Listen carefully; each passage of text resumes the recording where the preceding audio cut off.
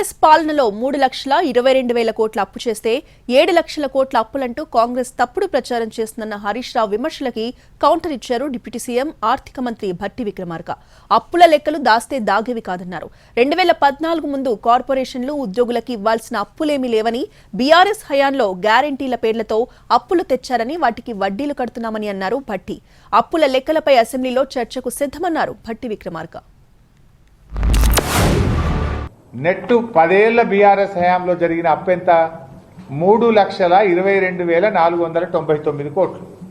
మొత్తం బీఆర్ఎస్ హయాంలో 10 ఏళ్ల పాలనలో ఆర్బీఐ రిపోర్టు ప్రకారం చేసిన అప్పు 3,22,499 కోట్లు.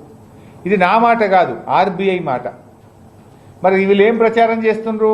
7 లక్షల కోట్లు చేసిండ్రు, 7 లక్షల కోట్లు చేసిండ్రని ఈరోజు బీఆర్ఎస్ మీద దుష్ప్రచారం చేస్తున్నారు. ఇవాళ నేను చెప్పుడు నువ్వు చెప్పుడు కాదు కదా. ఈ దేశ ఆర్థిక వ్యవస్థను నడిపించే వ్యవస్థ రిజర్వ్ బ్యాంక్ ఆఫ్ ఇండియా.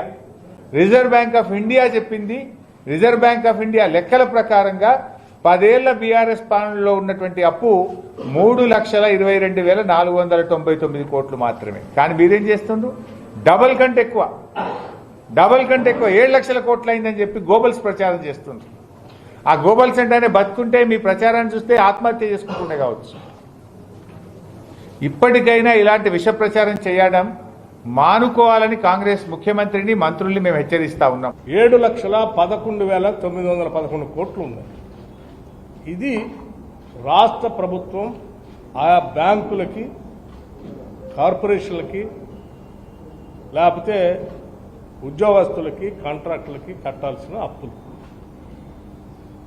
ఇవి లెక్కలతో సహా రేపొద్దున శాసనసభలో కూడా వాళ్ళని చర్చ పెడితే ఆ చర్చలో చూపించడానికి కూడా సిద్ధంగా ఉన్నాను. దానికంటే ముందు ఈ రాష్ట్ర ప్రజలకి గత కొన్ని రోజులుగా హరీష్ రావు గారు, ఇవాళ ఇంకా ఒకళ్ళిద్దరు కూడా మాట్లాడారు.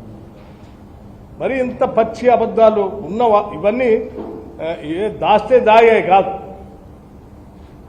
ప్రభుత్వ రికార్డులో ఉండే, బ్యాంకుల దగ్గర ఉండే లెక్కలే ఇవన్నీ. సో ఇది ఒక వాస్తవ పరిస్థితి.